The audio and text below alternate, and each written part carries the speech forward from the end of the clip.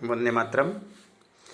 अभी तक हमने पहले चैप्टर में सीखा कि यानी हमने जो पहले लेक्चर में सीखा कि जो सरकार क्या है, सरकार कितने स्तर पर होती है।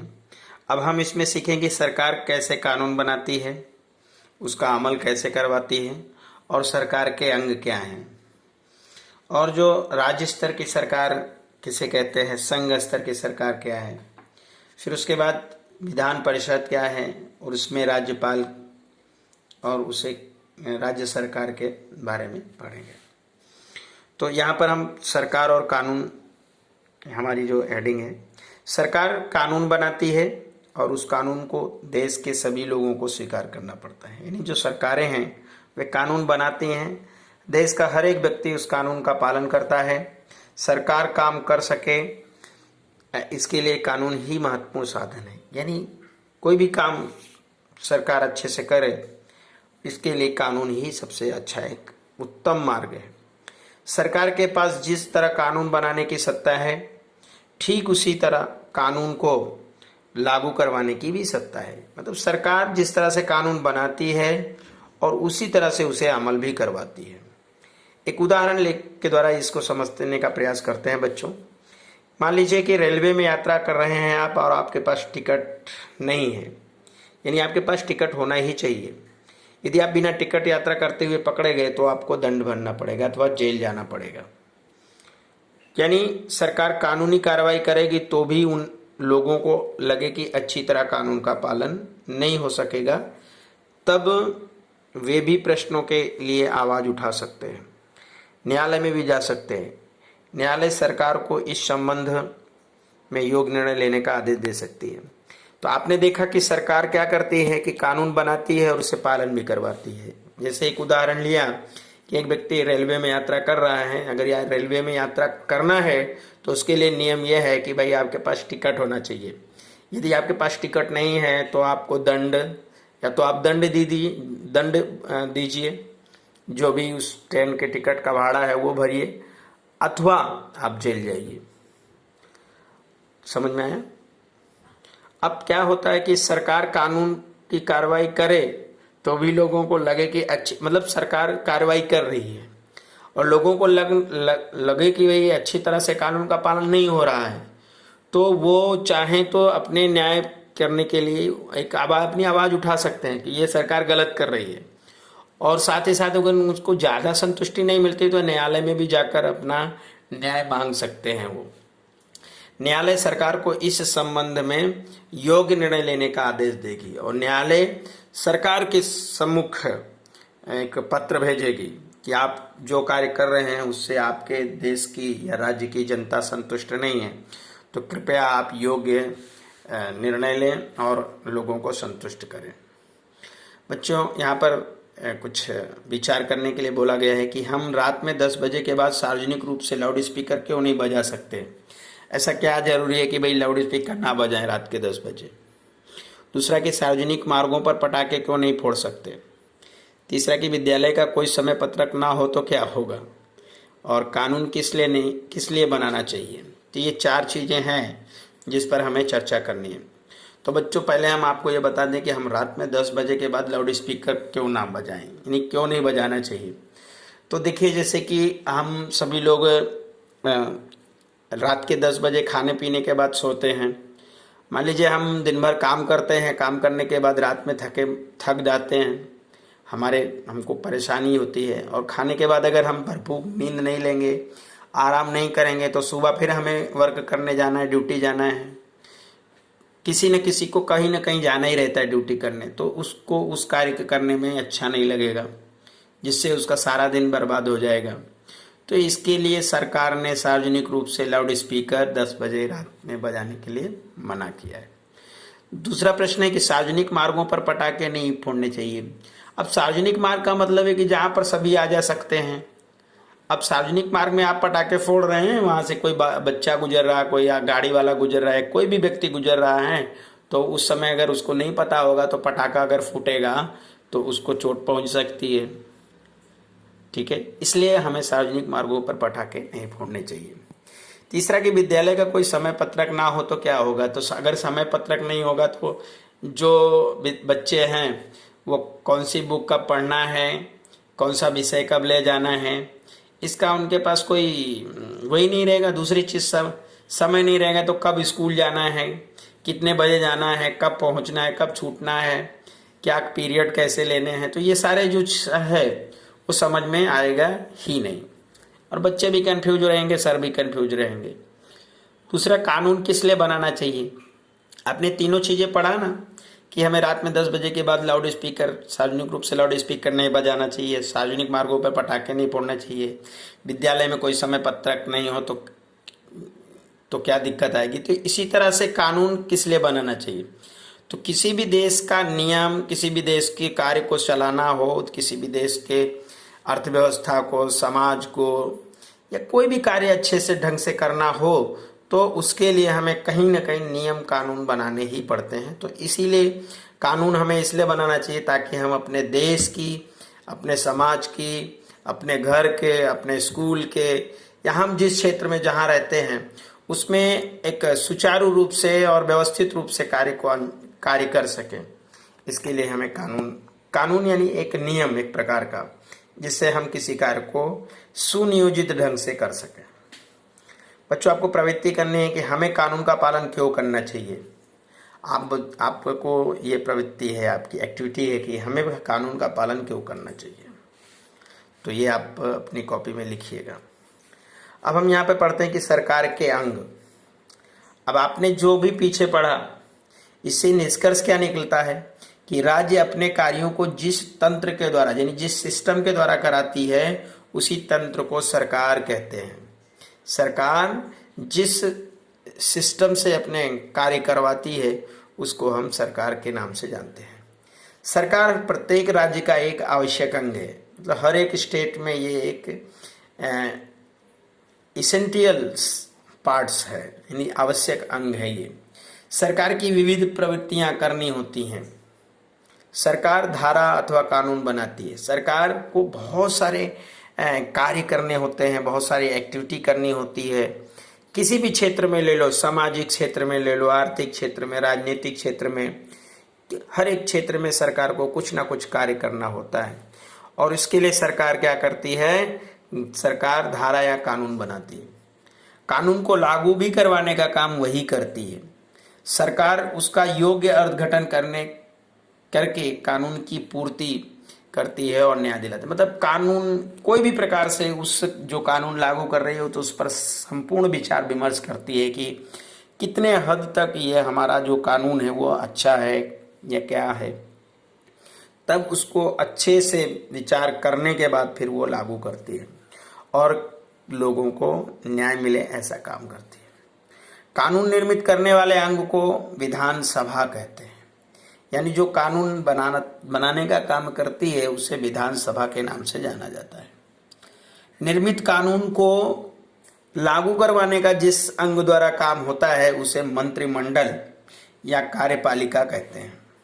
तो बच्चों, आपका है कि विधानसभा किसे कहते हैं, तो कुछ आंसर आपका मिला कि कानून बनाने वाले अंग को विधानसभा कहते हैं। फिर आपका एक क्वेश्चन मिला कि मंत्रिमंडल या कार्यपालिका किसे कहते हैं। तो जो कानून का पालन करे, यानी कानून का काम करने वाले जिस अंग है उसे हम कार्यपालिका कहेंगे। न्याय विषयक, अब न्यायपालिका किसे कहते हैं बच्चों, तो न्याय विषयक यानी न्याय से संबंधित जो निर्णय लेने का फैसला करती है उसे न्यायपालिका कहते हैं। और न्यायपालिका जब कोई कानून को भंग करता है, तोड़ता है, तो उसके खिलाफ केस चलाकर सजा देने का भी काम करती है। तो सरकार के अंग न्यायपालिका, कार्यपालिका और विधानसभा, ये इसके अंग थे। सरकार के अंग कौन कौन है, इसकी आवश्यकता क्यों है, और यदि न्यायतंत्र ना हो तो क्या होगा। तो सरकार के अंग कौन कौन है आपने पढ़ा, इसकी आवश्यकता क्यों है। आवश्यकता यह है कि किसी भी कार्य को करने के लिए हमें कहीं ना कहीं कानून की या कार्यपालिका की जरूरत पड़ती है। कोई भी हो, चाहे हमारा घर हो, चाहे हमारा देश हो, चाहे हमारा गांव हो, चाहे हमारा समाज हो, चाहे हमारा राष्ट्र हो, चाहे हमारा राज्य हो, किसी भी कार्य को सुव्यवस्थित ढंग से तभी संभव है जब उसमें कोई कानून बनेगा, कोई नियम बनेगा। मान लीजिए आपने घर में आप अपने घर की, मैं अपने घर की बात करता हूँ। मैंने अपने घर में बना दिया कि भाई रात के 9 बजे तक सबको घर आ जाना है, और मैं ही रात के 12 बजे तक घूमता हूँ, तो क्या दूसरे लोग मानेंगे? नहीं मानेंगे। तो जो कानून अगर हम करते हैं, बनाते हैं, तो उसमें हमें ही खुद अमल करना है पहले, फिर उसका दूसरे अमल करेंगे। और अगर हम अमल नहीं करते हैं तो उसके लिए हमें दंड भी देना पड़े तो हम दे सकते हैं। तो इसी तरह से हमारे देश में जो कानून है, नियम है, उसका अगर कोई पालन नहीं करता तो उसे न्यायपालिका दंडित करती है। कानून बनाने का काम कार्यपालिका करती है, न्याय देने का काम न्यायपालिका करती है। अगर न्यायपालिका ही ना हो तो क्या होगा? तो न्याय तंत्र एकदम गड़बड़ हो जाएगा।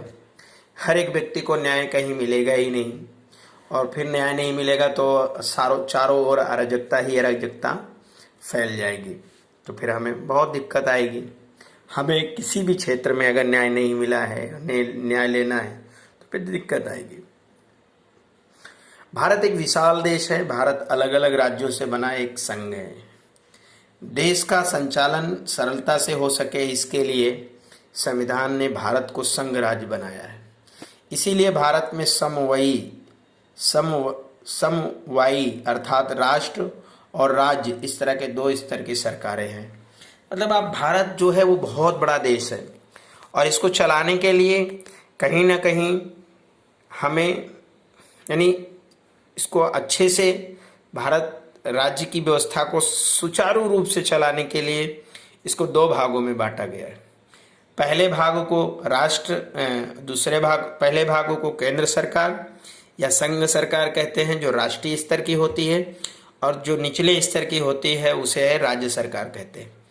केंद्र सरकार पूरे देश पर अपना मतलब पूरे देश पर अपना संचालन करती है, और राज्य सरकार सिर्फ अपने राज्य पर ही काम करते हैं। तो भारत देश के बहुत विशाल होने की वजह से इसके अलग अलग राज्यों का एक संघ बनाया गया है, और देश का संचालन सरलता से, आसानी से हो सके, इसके लिए संविधान में भारत को संघ राज्य बनाया गया है। इसी वजह से भारत में समवायी अर्थात राष्ट्र और राज्य, इस तरह 2 स्तर की सरकारें होती हैं। जो नरेंद्र मोदी जी की सरकार है वो हमारी केंद्र की सरकार है, और जो हमारे यहाँ विजय रूपाणी जी की सरकार है वो हमारी राज्य स्तर की सरकार है। तो आई थिंक समझ में आ गया होगा कि केंद्र और राज्य सरकार क्या है। राष्ट्रीय स्तर की सरकार को केंद्र सरकार या संघ सरकार कहते हैं, जिसमें नरेंद्र मोदी जी आते हैं। वो सारे भारत का संचालन करते हैं। राज्य स्तर पर संचालन करने वाली सरकार को राज्य सरकार कहते हैं, जो हमारे विजय रूपाणी जी करते हैं। हम यहाँ पर राज्य सरकार के अंगों का परिचय प्राप्त करेंगे। भारत के प्रत्येक राज्य में विधायिका होती है। ये 1 या 2 ग्रहों की बनी होती है।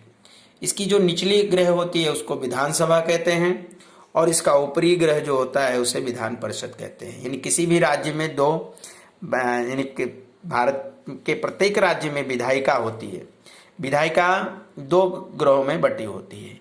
निचले ग्रह को विधानसभा और ऊपरी ग्रह को विधान परिषद कहते हैं।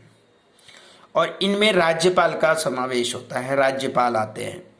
केंद्र स्तर पर राष्ट्रपति आता है, और जो हमारा राज्य स्तर है उस पर राज्यपाल आता है। गुजरात की विधायिका मात्र निचले ग्रह वाली है, यानी गुजरात में निचले ग्रह की विधायिका है। अधिकांशतः राज्यों में विधान परिषद नहीं होती है। कुछ ही ऐसे राज्य हैं जिनकी विधान परिषद होते हैं। बाकी हमारे देश में जैसे उत्तर प्रदेश है, बिहार है, और कुछ ऐसे 3 या 4 ऐसे स्टेट हैं जहाँ पर उनकी विधान परिषद है। बाकी अधिकांश राज्यों में ये विधान नहीं है। राज्यपाल के नीचे विधायिका आती है, फिर कार्यपालिका और न्यायपालिका, ये 3 व्यवस्था होती है। कार्यपालिका के अंतर्गत मुख्यमंत्री और उनके मंत्रिमंडलगण आते हैं, जो किसी भी कानून को अमल में लाते हैं, कार्य करवाते हैं। न्यायपालिका किसी भी कानून का पालन नहीं होता है तो उस समय उस पर मुकदमा चलाती है, और फिर निर्णय देती है। न्यायपालिका के नीचे उच्च न्यायालय आते हैं और उनके नीचे जिला और तहसील न्यायालय आते हैं। विधायिका 2 प्रकार की होती है, विधानसभा और विधान परिषद। तो ये रहा हमारा राज्य सरकार। अब हमारा चैप्टर खत्म होता है। इतना जानिए, विधेयक कानून बनने से पहले उसका 3 बार पठन होता है। यानी कोई भी जो कानून बनता है बच्चों, उस 3 बार पठन किया जाता है। प्रथम पठन में विधेयक के सिद्धांतों की चर्चा होती है कि कैसा सिद्धांत है इस। दूसरी बार जब उसको बारीकी से और गंभीरता से चर्चा की जाती है उसकी, इसमें कोई कमी तो नहीं है, किसी के ऊपर तो नहीं है, किसी राज्य को इससे नुकसान तो नहीं होगा, इस तरह उसका पठन होता है। तृतीय पठन में कलमवार चर्चा होती है, मतलब उसकी धारा पर कि इससे ये धारा है तो ये ऐसा हो सकता है, वो धारा है तो ऐसा। तो विधेयक कानून कब बनता है? वो 3 बार पठन होने के बाद ही बनता है। तब राष्ट्रपति या प्रधानमंत्री के जो मंत्रिमंडल में राष्ट्रपति की मंजूरी के बाद ही कानून बनता है। अगला है कि विधायक होने के लिए व्यक्ति भारत का नागरिक होना चाहिए और उसकी उम्र कम से कम 25 वर्ष होनी चाहिए।